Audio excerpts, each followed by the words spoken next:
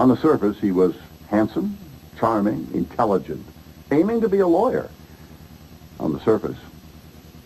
But inside the man, there was a desire, even a compulsion, to murder people, to murder women.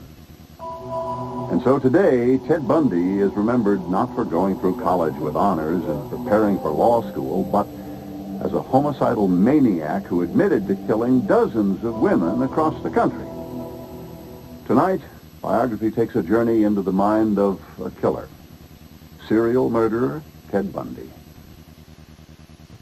is further ordered that on such scheduled date that you be put to death by a current of electricity sufficient to cause your immediate death, and such current of electricity shall continue to pass through your body until you are dead. Theodore Robert Bundy considered himself to be a predator. He preyed on young women. He murdered at least 30 of them. He told me, he said, I decided to take the shortcut to be powerful and well-known and to make my mark on the world. He thought of himself as a master criminal. He studied police procedures and delighted in the plans he made to elude detection. Bundy had a morality of murder about it. He felt that it was okay to kill. Clinically speaking, he's a sexual sadist, serial murderer. The interesting question is, how could he be so many different things to so many different people and be pretty convincing at it? On January 24th, 1989, 9 years after he had been sentenced to die, Bundy was strapped to the electric chair at Florida State Prison. At 16 minutes past 7 in the morning, 2,000 volts passed through his body from a metal cap that had been placed on his head to an electrode secured to his leg. Theodore Bundy was executed at 7:16 a.m. in the electric chair at Florida State Prison. The official cause of Bundy's death is homicide, punishment in kind for the brutal rape and murder of Kimberly Leach, a 12-year-old schoolgirl. She had been the last of his many murders. The crowd cheered when Bundy's hearse rolled past. The man whose criminal career gave birth to the term serial killer was finally dead.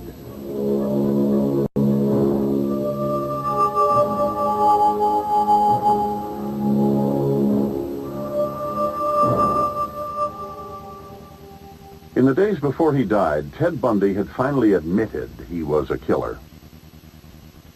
Even as he was led to the electric chair, he carried with him the secrets of dozens, something perhaps more than 200 murders. For the record, you are guilty of killing many women and girls. Yes, yes, that's true. The magnitude of his acts, I just don't know. And were he still alive, probably still would know. I mean, that's the manipulator that he was. I mean, he would string it along forever. The funny thing happened to me on the way to labor law class one morning. I got 2 weeks in the spa on the 3rd floor up here. Bundy seemed an unlikely killer. His image was that of an all-American boy. He had been a law student and a rising star in Washington State's Republican Party. I think things are going to work out. That's about all I can say. He was a fun person to talk to. He was interesting. He was charming. He was intellectual. He could be very sociable and very down-to-earth in how he related to you. He was also a man who had told police, "I'm the most cold-blooded son of a bitch you'll ever meet." Never, not until a desperate, doomed attempt to save his own life, did he express any remorse. I don't want to die. I'm not going to kid you. I'll kid you not. I deserve certainly the most extreme punishment society has, and I think society deserves to be protected from me and from others like me. That's for sure. Over the previous 3 days, Bundy had confessed to 30 murders. Many of his victims had never been found. Throughout the West, police had been struggling for nearly 15 years to find those women and to determine if Ted Bundy was nearby on the day they were last seen. As they had searched for clues, they had also tried to unlock the secret of the evil that possessed him. Their unlikely partner in that quest was Ted Bundy himself. He's the one that told me that he was the only PhD in serial murder there is. And he had read every single piece of literature ever written about killers, about serial killing. So he was the most knowledgeable. His victims were not women in the sense that we think of them. They were victims. They were objects. They were the objects on which he took out in a unique fashion the inner turmoil that he felt. Speaking in the third person, Bundy speculated in interviews about the motives and techniques of serial killing. I think it'd be foolish to say that this individual felt no guilt or remorse at all for the actual harm he had done. It was, the extinguishment of a life. But it wasn't that kind of guilt and remorse was, so minimal that it did not affect him, in the long term. Ted Bundy can be a wake-up call to the fact that these people exist and they exist among us. And that it is not my belief that he went totally undetected. And that there were things very early on that appear to be significantly wrong in his normal development. He was born Theodore Cowell on November 17, 1946. His mother, Louise, was 22. Ted would never know the identity of his father. He was born in a home for unwed mothers, and he was left there for 3 months by his mother, and then she returned and picked him up and brought him back to spend the next 3 or 4 years with his grandparents. His grandfather, Sam, had a violent temper. One of the stories about him was that he was able to pick up a cat and swing it by its tail and fling it against a wall. And witnessing that as a child would be significant in later behavior. In 1951, Louise's uncle brought her and her young son to Washington State. She soon met and married a man from her Methodist church, Johnny Bundy, a hospital cook. Together, he and Louise would have 4 more children. Ted came to believe that Johnny was his father. They called him Theodore Bundy. He grew up in Tacoma, a port and working town at the foot of Washington's Puget Sound. He attended public schools and was known as an intelligent, if somewhat awkward, boy. I first met Ted Bundy in junior high school. He stood out as far as his intelligence. He'd help me study on difficult subjects.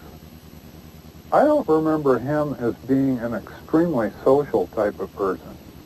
I think if he had friends, he had a few select friends.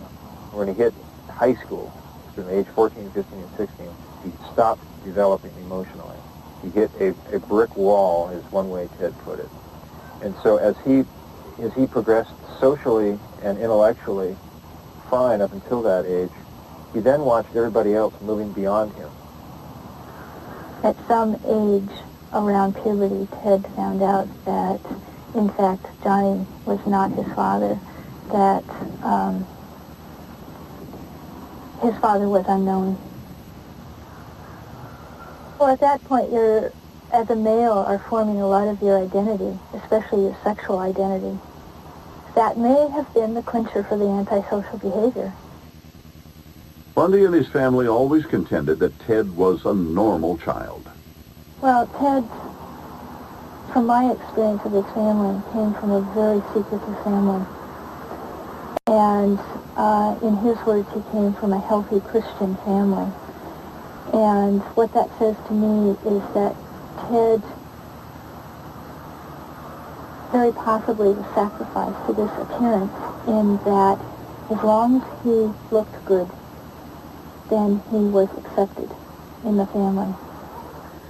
He was very lonely, and he would go through people's trash and look for interesting things. And the thing that interested him most at first were detective novels and detective magazines. And he read them very carefully and began to fantasize living out these stories.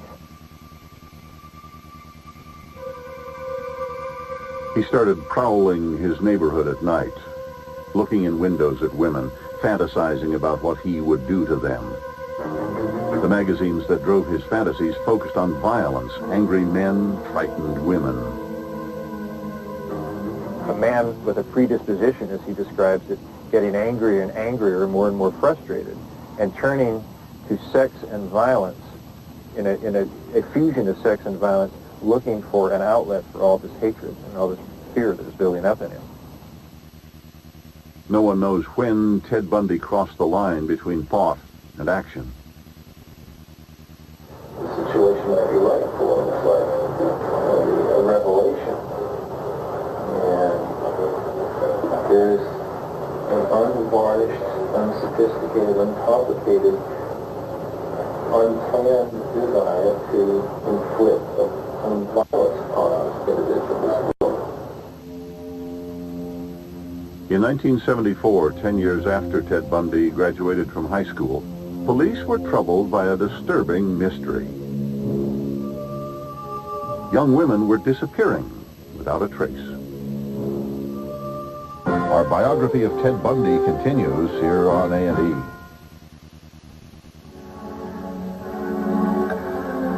On the last day of January 1974, Linda Healy vanished from her bed in a house she shared with 4 other students in Seattle's University District. Police found blood on her sheets and nightgown, but no other hint of what had happened to her. 6 weeks later, Donna Manson disappeared as she walked across the campus of Evergreen State College near Olympia, Washington. She had told friends she was going to a concert, but she never arrived. A month after that, roommates reported Susan Rancourt missing from Central State College in Ellensburg, Washington. Several female students told investigators that a man with his arm in a sling had asked them to help carry his books to his car. The mysterious disappearance of these girls, the obvious concern about whatever happened to them, was really very dramatic news. And it was a vexing mystery.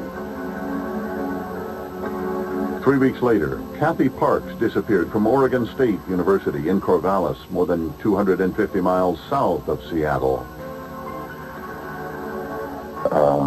Girl leaves her dormitory to cross the campus to go to the library and never arrives and is simply gone. On June 12th, Georgianne Hawkins was walking the 100 yards between her boyfriend's fraternity and the Kappa Alpha Theta house. She never reaches her sorority. The rather instantaneous way that the girl disappeared heightened the mystery and the fascination with these cases. Brenda Ball was last seen on June 1st at a tavern south of Seattle. At first, there was nothing to indicate a common thread among the disappearances. No witnesses, no bodies. There's still no bodies anywhere, so you're really connecting the information from missing person cases. Police are kind of infamous about not investigating missing person cases, but these were surprisingly pretty well investigated.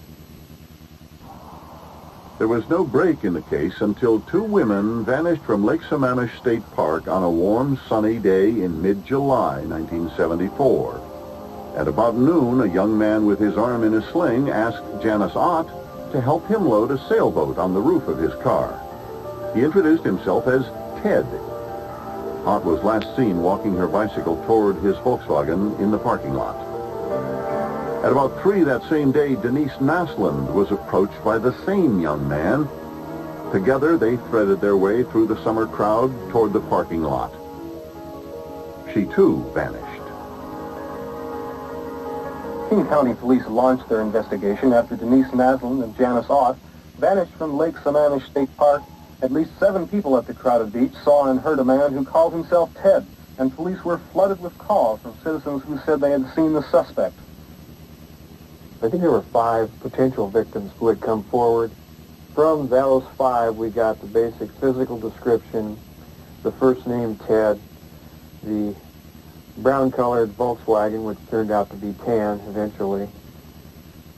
Ted Bundy answered that description, but so did hundreds of others. Of all of them, Ted Bundy seemed the most unlikely. I really made no connection at all. There was some resemblance between the drawings that were in the paper, and there was obviously this reference to a person named Ted. But I personally made no connection with that at all. Ted Bundy was the image of a bright young man on his way up.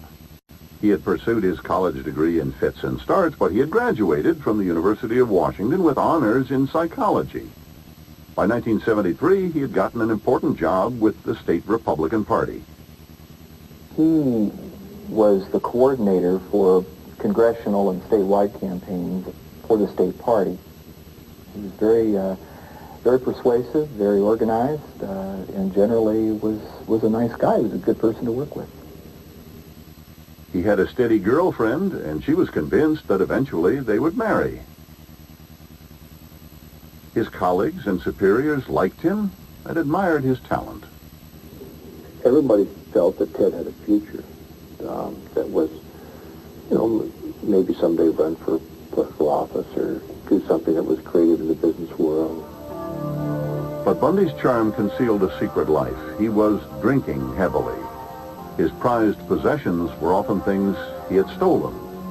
He only became the suave, man-about-town Ted after he started putting together his fake personality, what we call his mask of sanity. He found a way of projecting a Ted that he knew was unreal, but was a Ted that everybody found very attractive.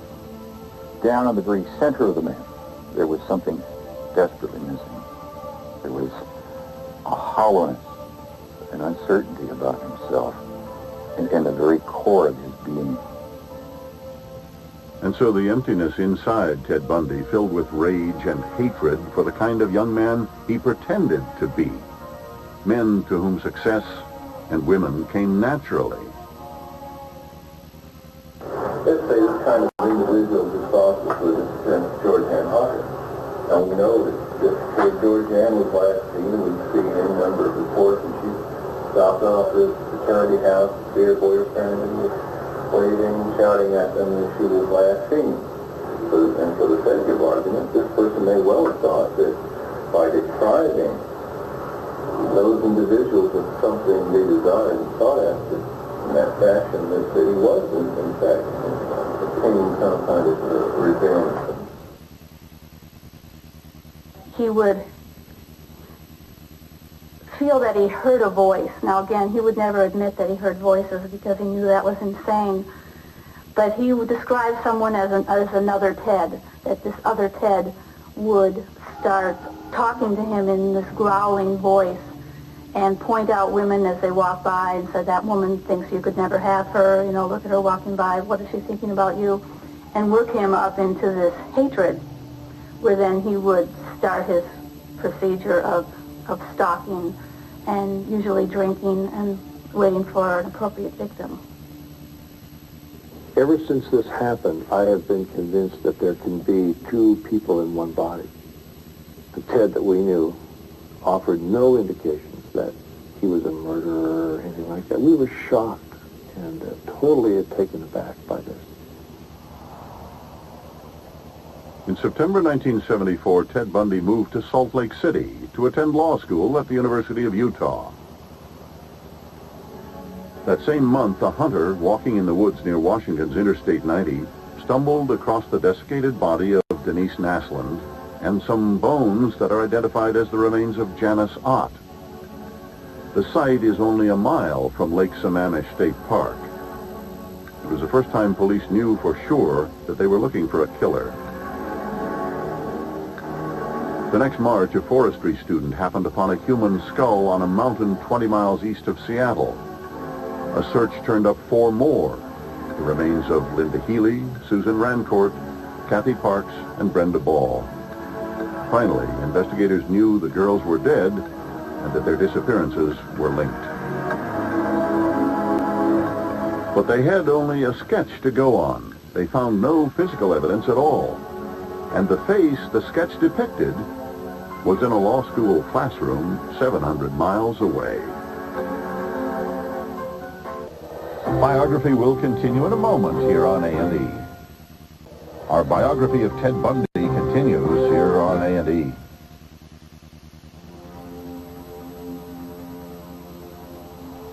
Serial murder, contrary to what many people think, is one of the easiest crimes to commit and to get away with. The reason for it is that you're dealing, in Ted's case certainly, with strangers. Most killings are still done between friends and family. They are not done by strangers. So if you are even medium good at it, and Ted was quite good at it, you can get away with serial killing for a great long while without any problem with detection. Soon after Bundy moved to Utah, young women there started to disappear. Nancy Wilcox, 16, from Salt Lake. Melissa Smith, 17, from Midvale. Laura Amy, 17, from Orem. Debbie Kent, 17, from Bountiful. It was at times bizarre to sit there with Ted when he would start discussing one of these killings. They keep trying to interject, well, but what would a human with a conscience do here? And it's an inappropriate question because it's Ted the shark talking, and what sharks care about their victims except to eat them. He could indulge himself in his real-life fantasy and may have even been experimenting, having sexual relations with her.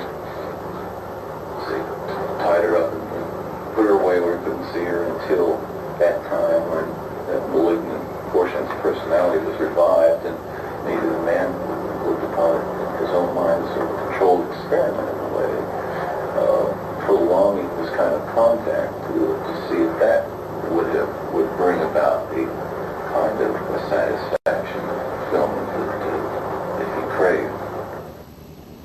He'd get him to his car, pull out the tire iron, crash him in the head, put the handcuffs on him, put him in the car, get him subdued, totally under his control. Then he would later on get him out to an area where he could further strike him in the head with the tire iron, strangle him, and then after that, he's in, he doesn't describe what he did, but he's doing something with those people after death. In 1975, women began disappearing in Colorado. Karen Campbell, 23, abducted from an Aspen ski lodge in January. Julie Cunningham, 26, missing from Vail in March. Denise Oliverson, 25, last seen in Grand Junction in April. He led us to understand that what he really wanted to do, the object of what he was doing, was to possess a lifeless human being. He wanted, as he said, to own a girl the way you own a Porsche or a potted plant. And Ted was a very likable guy. Very likable guy. And I think that's probably why it was so easy for him to kidnap these women. Because he was attractive, he was a nice guy, very friendly, good gift of gab, and I'm sure that he talked many of those girls right into the car. In August 1975, a Utah patrolman pulled Ted Bundy over for running a stop sign. When he found handcuffs, a crowbar, a nylon mask, and an ice pick in the car, he thought Bundy might be a burglar and arrested him. In Salt Lake City, investigators were working on a kidnapping case. 19-year-old Carol DeRanch had been lured into a Volkswagen at a mall by a man posing as a policeman. Her kidnapper had tried to club her with a tire iron and handcuff her. DeRanch escaped. Utah police began to suspect that they were dealing not with a thief, but with a killer. Although Bundy tried to change his appearance, Carol Duranch picked him out of a lineup. But I remember being in the newsroom of the Seattle Times that day that an AP story came across. Said a young man from Seattle named Theodore Bundy had been arrested and charged with attempted abduction of a young lady in Utah. And suddenly, everything exploded in terms of speculation. Robin, what's the latest on the story? Well, Steve, at the moment, there is no known connection between Ted Bundy and the women found murdered in Washington. But police are bearing down again in their investigation into the Ted murder cases in Washington State. Surprised? I don't know. I didn't know what to expect. I've never been in jail before. Never been arrested before.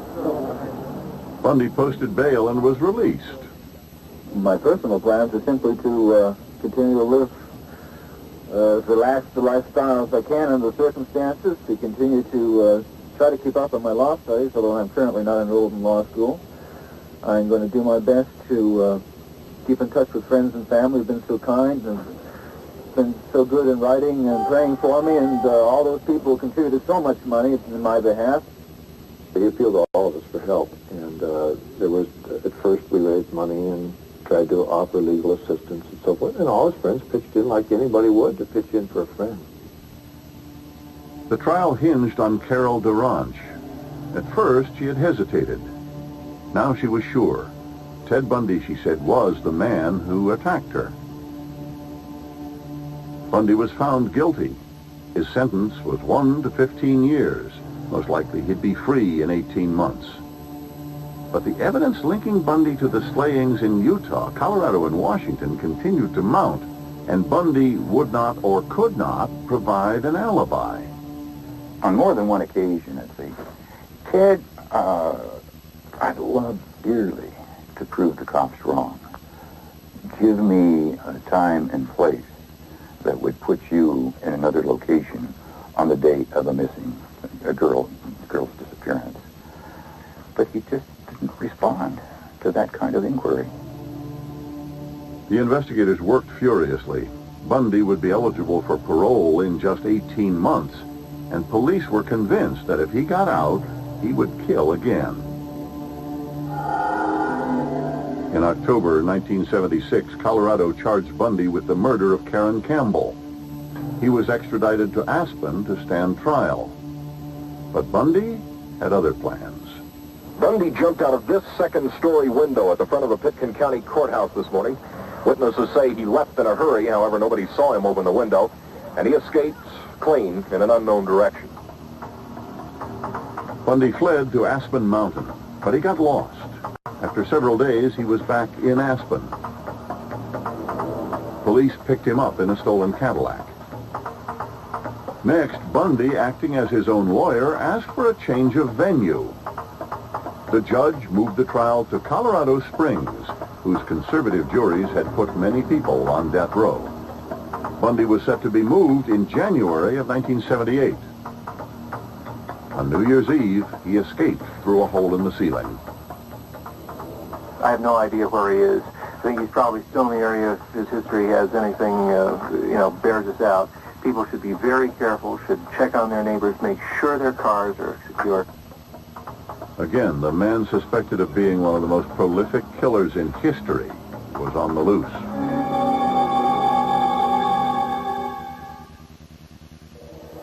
Biography will continue in a moment here on A&E.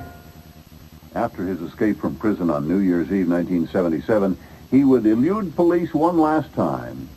And before he was caught thousands of miles away in Florida, he would kill at least 3 more times.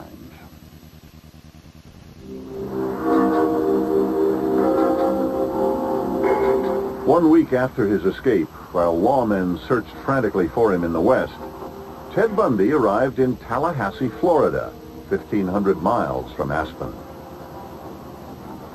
Bundy blended in easily in the college town. If you looked at his FBI picture up here, or any of the FBI pictures they had of him around the country, in each and every picture, he sort of looked like a different person. Ted was very adaptable. Whatever it had to be, Ted was it, and he was good at that. Bundy had come to believe that he had conquered his urge to kill.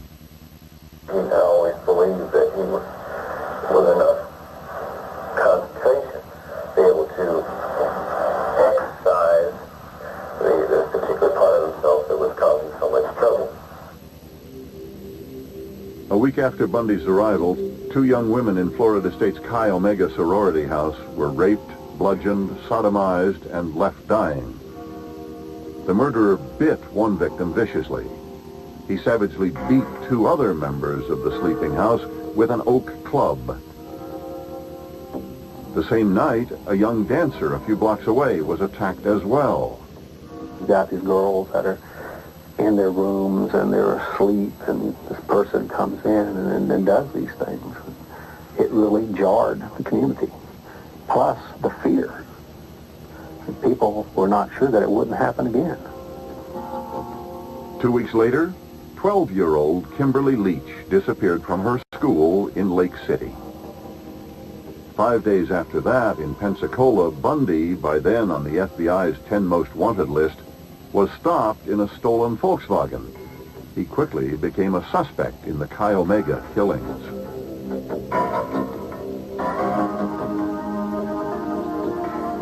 Police found Kim Leach's body under an abandoned hog shed near the Suwannee River. Her killer had raped her and slit her throat. Joe Alloy was in the jail cell with Bundy when he heard the news. We handled telling Ted they found the body. That's one of the times he went off on me. And he really scared me. I'm not a scary guy. And he scared me a lot. He got real weird. His body changed, his muscle tone changed, he was sweaty, he was smelly. It was an eerie presence. In July, Bundy was formally charged with 3 murders. He was going to get me. He said he was going to get me, okay? You've got the indictment. It's all you're going to get. Let's read it. Let's go. Theodore Robert Bundy, you are charged 2 counts murder in the first degree, 3 counts attempted murder in the first degree. My chance to talk to the press. Contrary to section 78204 Florida statute. I'll plead not guilty right now. The Chi Omega murder trial became a media sensation. There had to be 200 journalists running around that courthouse. It just was just out of control. You couldn't go to the bathroom without somebody coming in there with you to ask you a question. As in Colorado, Bundy took control of his own case. The result was legal chaos. He wanted to cross-examine people. He wanted to participate in the jury selection. He wanted to make opening arguments. He wanted to do closing arguments. He wanted to do the whole thing. The first victim you saw was Kathy Kleiner. Did you speak to her? Bundy's cross-examination of the police officers who witnessed the Chi Omega crime scene was a tactical disaster. Everything that prosecution brings into cases to shock a jury, we tried to keep that out or limit it as much as possible. The side of her face looked like it had been crushed by a sharp blow. Apparently from the city, because it was bark tangled in her hair and blood on the side of her face. The efforts of 2 days of trial are trying to eliminate testimony about the graphic nature of the offense. He elicited himself. Is that man in courtroom today? Yes, he is. Would you point him out for us, please? An eyewitness, Nita Neary, testified that she saw Bundy in the hallway of Chi Omega on the night of the murders. Forensic dentist Richard Souveron testified that Bundy's teeth matched the bite marks the killer left on Lisa Levy's body. They made the mark.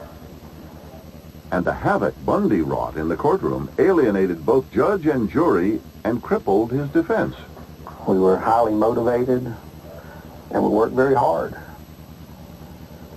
And we were not able to do our job because of our client. On hand during the trial were Louise Bundy and Carol Boone, a former co-worker from Washington. Through years of correspondence while Ted was jailed, Carol's affection had deepened into romance. Carol believed from the very beginning that he was innocent. And she's very intelligent, and she could go to the court and understand the complex forensics that were used in convicting him, and learn enough about it to find out that there were problems with him that could account for why he could be innocent. Give him the same amount of murder that he gave Lisa Lee and Margaret Thornton, which was absolutely none. My Christian upbringing tells me that to take another's life under any circumstances is wrong. And I don't believe the state of Florida is above the love of God. Bundy was found guilty and sentenced to death. You're a bright young man. If you met a good lawyer, I'd love to have you practice in front of me, but you went another way, partner. Take care of yourself. 5 months later, Ted Bundy was tried for the murder of 12-year-old Kimberly Leach. This time, he was subdued. He was almost a non-participant in the second trial. He had no interest in that case at all. It was the sort of crime that even by Ted's early perverse standards was difficult to own up to. We, the jury, found the defendant, Theodore Robert Bundy, guilty of murder in the first degree as charged in count 1. As the jury began to weigh imposing the death penalty, the Ted Bundy story took another strange twist. Bundy called Carol to the stand as a character witness, and while she was there, they exchanged marriage vows and became legally man and wife. Will you marry me?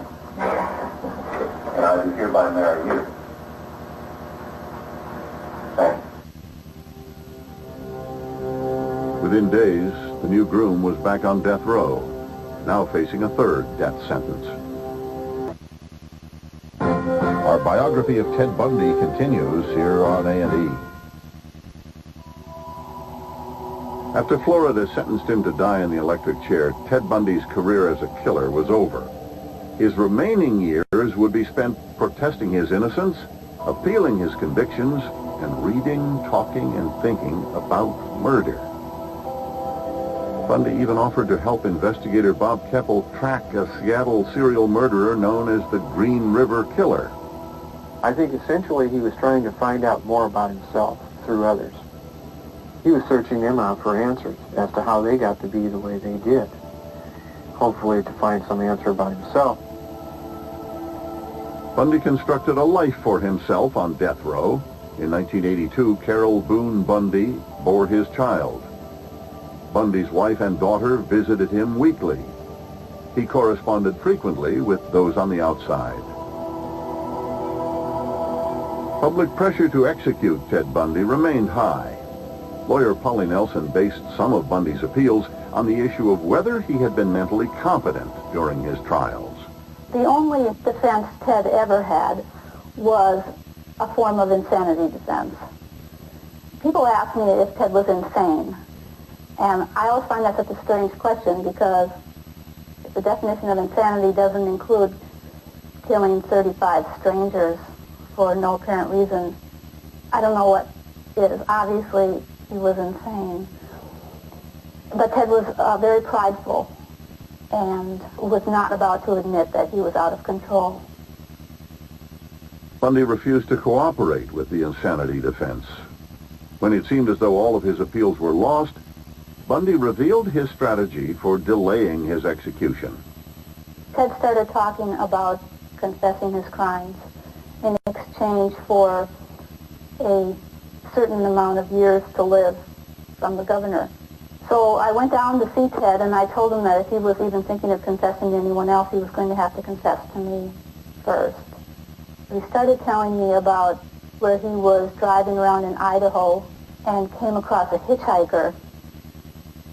He took her into the woods. He strangled her. It was like he was in a trance.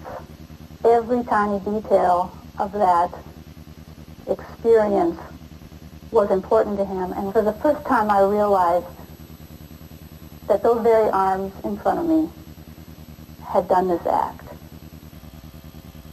In January 1989, the governor signed Bundy's death warrant. This time, it seemed there would be no more appeals. Bundy asked to see investigators from 6 states, including Washington's Bob Keppel. He wasn't going to talk about anybody that had been found. He wanted to talk just about missing girls, with the idea that the police and the families of the missing girls would intervene on his behalf to convince the governor of Florida not to execute him. For the first time, Bundy admitted he was a killer. His first confession was to the murder of George Ann Hawkins. I was moving up the alley, using some crutches, and a young woman walked down, asked her to help me, which she did, and we walked back up the alley. Went to the room, reached the car. What happened was I knocked her unconscious with the crowbar, and handcuffed her and put her in the passenger side of the car and drove away. In all, Bundy confessed to murdering 30 women in 6 states. Many, like Nancy Wilcox, had simply vanished. For years after that, on her birthdays, I hoped to maybe get a phone call. I hoped to maybe get a phone call from her at Christmas time, maybe my birthday, and I would wait. I would wait on those occasions. And when they didn't ever come, I had to resolve it. I can't believe that this has happened to our family. Nancy Wilcox was never found. Neither were many of Bundy's other victims.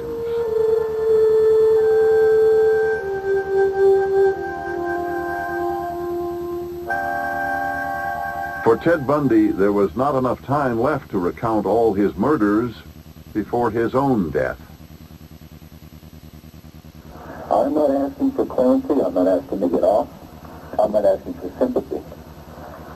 But I draw the line. We need a period of time, systematically going over it with everybody. They're going to get me sooner or later.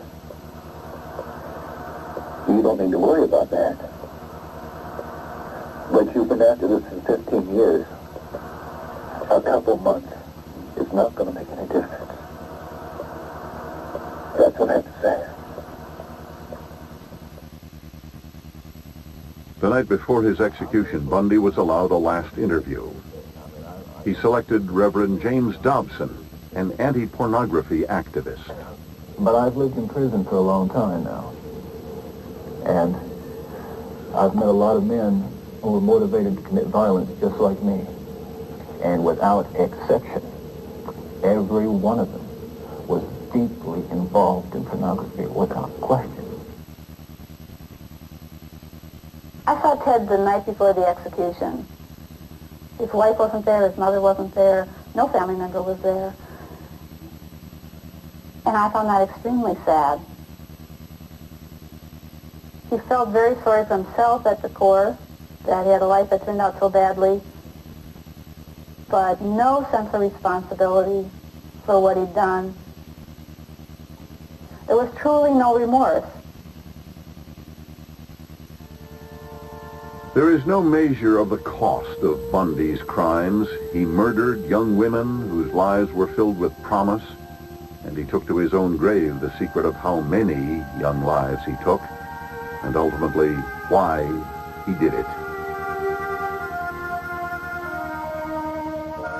A lot of people know who he is by name recognition alone.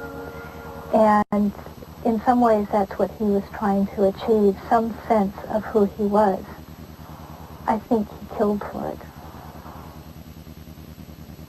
We were involved in a conversation about how a person theoretically could do these types of crimes.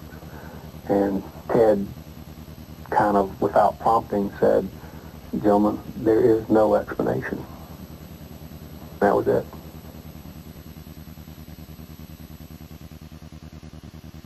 There are still investigations in many unsolved murder cases across those states that Ted Bundy left a trail of victims. He confessed to killing at least 30 women, but authorities believe the real number could be closer to 100. Now that he's dead, we'll never know. Tomorrow night, Biography looks at a man whose homicidal passions led to one of this century's most infamous crimes. Charles Manson seduced his so-called family members into a two-night killing spree in the summer of '69 that left 7 people dead in the city of L.A., gripped by fear. The madman behind those murders, Charles Manson, tomorrow night on Biography here on A&E.